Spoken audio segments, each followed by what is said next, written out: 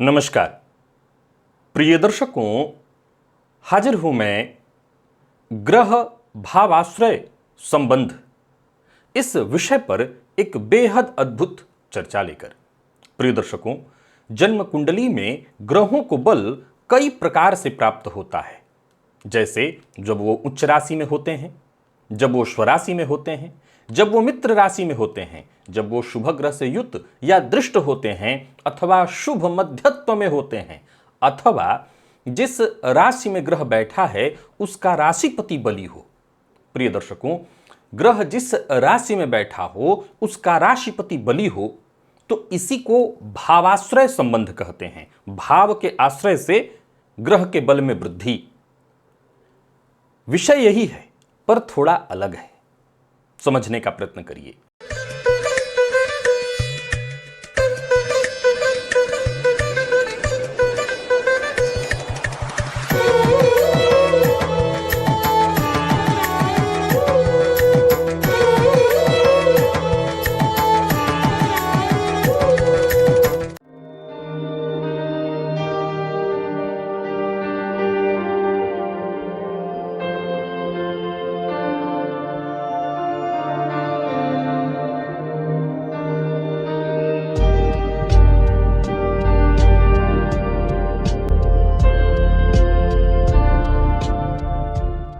प्रिय दर्शकों, ग्रहों की एक ऐसी स्थिति जन्म कुंडली में जो देखने को मिलती है जिसका प्रायः जिक्र नहीं होता, मैं खुद अपने लिए भी कहूं तो इसका जिक्र कम ही हम करते हैं। आज इसी विषय पर हमारी चर्चा है। इसी विषय पर चर्चा करने के लिए आप सबके सम्मुख उपस्थित हुआ हूं। एक बार इस विषय को समझने के लिए अपनी जन्म कुंडली को खोलिए और जो मैं उदाहरण आपके सम्मुख रखने जा रहा हूं उसे मिलाने का प्रयत्न करिए, क्योंकि मैं बोलूंगा तो ऐसे आप नहीं समझ पाएंगे। मैं उदाहरण देने जा रहा हूं अपनी जन्म कुंडली में, इस तरह की स्थिति को आप मिलाकर देखिए। प्रिय दर्शकों, जन्म कुंडली में लग्नेश मान लीजिए धन भाव में है और धनेश भाग्य भाव में और भाग्येश फिर लग्न में। ध्यान से सुनिए और समझिए, यहां एक ऐसा भावाश्रय संबंध उपस्थित हुआ है 4 भावों में। मैंने क्या कहा कि जो लग्नेश हैं वो धन भाव में, धनेश भाग्य में और भाग्येश फिर लग्न में। एक तरह से देखा जाए तो ये ग्रह आपस में एक से जुड़े हुए दिखाई तो नहीं पड़ रहे हैं, लेकिन ये भावाश्रय संबंध है। इस स्थिति के कारण लग्न भी बली हुआ, धन भी बली हुआ, भाग्य भी बली हुआ। एक दूसरे से ये सब जुड़ गए। एक और उदाहरण लीजिए। जन्म कुंडली में धन भाव का मालिक मान लीजिए चतुर्थ भाव में बैठा हो और चतुर्थेश जाकर के लाभ भाव में बैठे हों और लाभेश भाग्य भाव में बैठा हो। आप इस उदाहरण को फिर से समझिए कि मान लीजिए कि धन भाव का स्वामी चतुर्थ सुख भाव में बैठा हो, सुख भाव का स्वामी जाकर के लाभ भाव में बैठा हो और लाभ भाव का स्वामी जाकर के भाग्य में बैठा हो। अब एक दूसरे से सीधा कोई संबंध आपको इसमें नहीं दिखाई पड़ रहा है, लेकिन यह भी एक प्रकार का भावाश्रय संबंध है। ये ग्रह आपस में ही एक दूसरे से संबंध जोड़ रहे हैं और इससे आपकी कुंडली में हमने मूल कहां से शुरू किया था? धन से शुरू किया था, तो आपका धन भाव बेहद मजबूत हो गया। हमने धन से प्रारंभ किया था, धनेश सुख में, तो धनेश जब केंद्र में आए तो धन भाव को बल गया। अब सुखेश जाकर के लाभ भाव में बैठे हैं, तो ज्योतिष का सिद्धांत मैं हमेशा आपको बताता हूं कि लाभ भाव का स्वामी यदि कुंडली के सुख भाव का स्वामी यदि कुंडली के लाभ भाव में बैठे तो ये अपने ही घर से सराष्टक योग है। नवम भाव में जाकर के बैठे तो अपने ही घर से सराष्टक योग है, पर यह योग है, शुभ योग है, अच्छा फल देने वाला योग है। और ऐसी स्थिति में जातक के जीवन काल में भूमि, भवन, वाहन, अचल संपत्ति उसे बहुसंख्या में प्राप्त होती है। तो जरा गौर करिए कि धन भाव का स्वामी चतुर्थ में चतुर्थेश जाकर के लाभ में बैठे हैं। अब मैंने कहा कि भूमि, भवन, अचल संपत्ति खूब प्राप्त होती है, तो जब अचल संपत्ति जातक को खूब प्राप्त होगी तो ऑलरेडी उसका धन भाव मजबूत हो गया। अब उस अवस्था में जब लाभेश जाकर के भाग्य भाव में बैठे होंगे तो जातक के जीवन काल में लाभ की कभी कोई कमी नहीं होगी और उस अवस्था में उसका धन भाव अत्यंत मजबूत माना जाएगा। तो गौर करिए कि एक तरह से एक योग होता है कि या तो कोई परिवर्तन योग हुआ, लेकिन यहां भावाश्रय एक साथ कई भावों को जोड़ करके देखने की स्थिति है। इसको भावाश्रय संबंध कहते हैं और इसे आमतौर पर नजरअंदाज कर दिया जाता है, क्योंकि इतना ज्यादा संबंधों को नहीं जोड़ा जाता। मूलतः हम इतने ही संबंधों को जोड़ते हैं। जिससे भावाश्रय संबंध कैसे बनता है कि जिस भाव में ग्रह बैठा हो उसका भावपति कैसी स्थिति में है, बस इतना देख लिया गया। लेकिन अगर आप उससे और आगे चलें तब जाकर के पता चलता है कि ये सब एक दूसरे से जुड़े हुए हैं और इसमें से एक ऐसी स्थिति निकल करके आ रही है जो अत्यंत श्रेष्ठ है। अब यहां पर मैं आपको एक और बात बताना चाहता हूं। प्रिय दर्शकों, ये योग ऐसा है जो जातक की जन्म कुंडली को बहुत बल प्रदान करता है, परंतु सिक्के के कभी एक पहलू नहीं होते।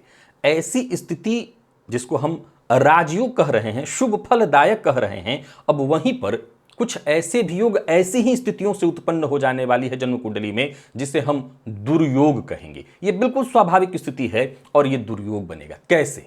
एक उदाहरण से फिर से देखिए और अपनी जन्म कुंडली में मिलाइए।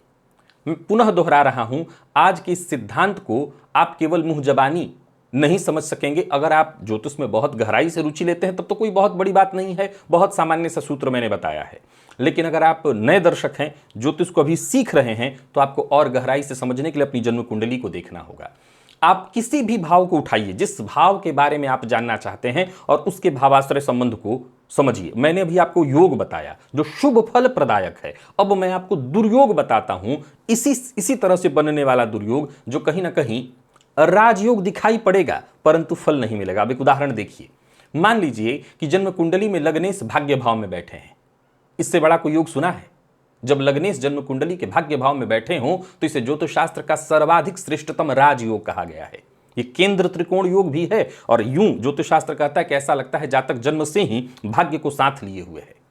अब और सुनिए, इतने से बात खत्म नहीं हुई। अब भाग्येश जाकर के दसम भाव में बैठे हों, ये और महानतम योग है, धर्म कर्माधिपति योग भी है। और जाकर के अगर भाग्येश दसम में बैठ जाए तो इसे ज्योतिष शास्त्र में और जबरदस्त यहां दो केंद्र त्रिकोण राजयोग बन गए। ये 2 पॉइंट आपने सुना। अब तीसरे पॉइंट में अगर जो दशमेश हैं अगर अष्टम या द्वादश में चले जाएं तो हमने 2 सिद्धांत सुना। पहला सिद्धांत क्या कहा कि लग्नेश भाग्य भाव में अत्यंत श्रेष्ठ, भाग्येश दशम में। अब हम ज्यादातर मामलों में इतने ही को देखते हैं, ज्यादातर मामले में हम इतने ही चीजों को देखते हैं। इससे ज्यादा मैं खुद अपनी भी बात करूं तो इससे ज्यादा कोई ध्यान नहीं देता, क्योंकि जब हमें इतना बड़ा पॉइंट मिल गया कि लग्नेश भाग्य भाव में, भाग्येश दशम में, अब क्या चाहिए? किसी भी कुंडली को बल पाने के लिए और हमें क्या चाहिए? पर अगर वहीं पर दशमेश यदि कुंडली के अष्टम या द्वादश में है तब प्रिय दर्शकों तब ये दिवालिया योग बन गया। और अब कमाल देखिए कि जितने भी योग हमने ऊपर गिने थे, यानी लग्नेश भाग्य भाव में, भाग्येश दशम में, ये सब कहीं ना कहीं शून्य हो जाए या इसका प्रभाव बहुत कमजोर पड़ जाए। क्यों? क्योंकि दशम भाव कर्म है और निजता का भाव जन्म कुंडली में अगर देखें तो तीसरा दशम, और निजता किसके लिए? लग्न के लिए। अब दशम अगर पीड़ित हुआ तो जन्म कुंडली में जितने भी ये योग गिने गए ये सब के सब कमजोर पड़ गए। यहां अगर आप गौर करें तो और कोई विशेष स्थिति नहीं हमने देखी। यहां पर भाग्येश की ये स्थिति उत्पन्न होना लग्नेश को भी कमजोर करेगा, कर्मेश तो ऑलरेडी कमजोर पड़ गया है। अब उस अवस्था में जो प्रभाव मिलना चाहिए जातक को, जो जन्म कुंडली में प्रथम दृष्टया दिखाई पड़ रहा है, वो रिजल्ट नहीं मिल पाएगा। एक और उदाहरण से समझिए। मान लीजिए जन्म कुंडली में सुख भाव का जो स्वामी है वो जाकर के लग्न में बैठा है। बहुत ध्यान से सुनिएगा, फिर एक और सिद्धांत आपको समझा रहा हूं, सूत्र वही है, बस लागू करिए और देखिए।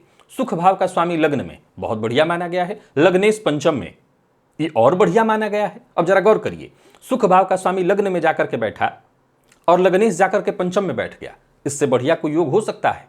परंतु मान लीजिए कि ऐसी स्थिति में जातक का पंचमेश तृक भाव में चला गया हो 6, 8, 12 में, तब क्या होगा? तो ये स्थिति कष्टदायी हो जाएगी। यानी जातक के जीवन काल में जिस सुख संपदा और सफलता की हम चर्चा कर रहे हैं वो जातक को प्राप्त नहीं होगा। संभव है कि जातक की संतति ही उसके लिए सर्वाधिक कष्ट का कारण बनेगी, उसके द्वारा अर्जित सफलता संपदा को वो हानि पहुंचाएगी।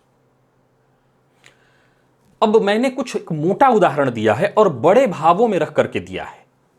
अब हो सकता है आप अपनी जन्म कुंडली में देखें तो एकदम से सीधा सीधा ऐसा न दिखाई पड़ता हो, एकदम से ऐसा सीधा सीधा न दिखाई पड़ रहा हो, लेकिन इस तरह के भावाश्रय संबंध को प्रत्येक जन्म कुंडली में, अपनी कुंडली में जोड़ करके आप देखिए मान लीजिए आप अपने लग्नेश के बल को देखना चाहते हैं तो ज़्यादातर क्या देखते हैं, मैं खुद अपने कार्यक्रमों में अगर आपको दिखाता रहा हूं, समझाता रहा हूं, तो लग्नेश को हम कैसे देखते हैं, लग्नेश किस स्थिति में है, किस भाव में बैठा है, पंचम में बैठा है, नवम में बैठा है, बहुत अच्छा है। हालांकि अगर आप गौर करिए तो मैं जब जन्म कुंडली अध्ययन करता हूं तो शुरुआत यहीं से करता हूं कि लग्नेश पंचम में, पंचमेश इस भाव में और इस भाव का स्वयं, ये इतना लाइन मैं आपके लिए हमेशा बोलता हूं। लेकिन धीरे धीरे जब ज्योतिष में और आप गहराई से रुचि लेना शुरू करेंगे तब जाकर के इन विषयों को समझाने का भी मतलब समझ में आ सकेगा। तो अगर आप मेरे कितने भी पुराने जन्म कुंडली अध्ययन जितने भी इधर के होंगे आप सबको जाकर के देखिए, मैं शुरुआत यहीं से करता हूं कि लग्नेश इस भाव में, इस भाव का स्वामी, तो उससे मैं भाव के बल को देखता हूं। परंतु इससे संबंधित वीडियो आज आपके लिए पहली बार बना रहा हूं। भावाश्रय संबंध पर मैंने कार्यक्रम बनाया था, लेकिन यह भावाश्रय संबंध का बृहद उदाहरण है।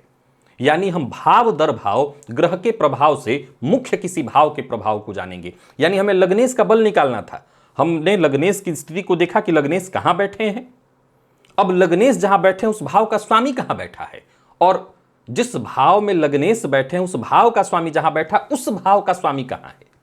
इससे हमने लग्नेश के बल को निकाला। यह सूक्ष्म गणना है, अगर आप इस तरह से ग्रह के बल को निकाल करके देखने का प्रयत्न करें। अब ऐसी स्थिति में कई बार क्या होगा कि मान लिया जाए लग्नेश हमारी कुंडली में कमजोर दिखाई पड़ रहे हैं, लग्नेश हमारी कुंडली में कमजोर दिखाई पड़ रहे हैं। एक उदाहरण से फिर समझिए कि लग्नेश कुंडली में, चलिए मान लीजिए तीसरे भाव में बैठे हैं, तो तीसरे भाव में अगर लग्नेश हो तो जातक को जीवन में बहुत संघर्ष करना पड़ता है। मैं एक नया उदाहरण आपको दे देता हूं कि लग्नेश तीसरे भाव में बैठे हो तो जातक को बहुत संघर्ष करना पड़ता है।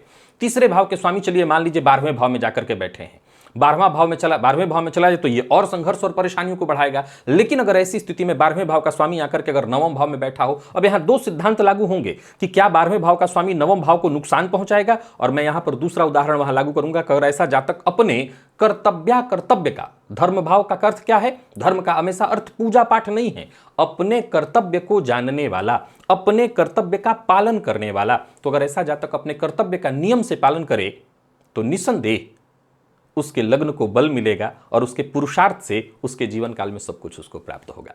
तो आशा करता हूं भावाश्रय संबंध का ये जो उदाहरण आपके सम्मुख मैंने रखा है इसे आप समझेंगे और अपनी जन्म कुंडली में लागू करके जिस भाव को समझना चाहते हैं उस भाव के फल को भी अवश्य समझ लेंगे। आज के लिए बस इतना ही, इजाजत दीजिए, पुनः मुलाकात होगी, तब तक के लिए नमस्कार।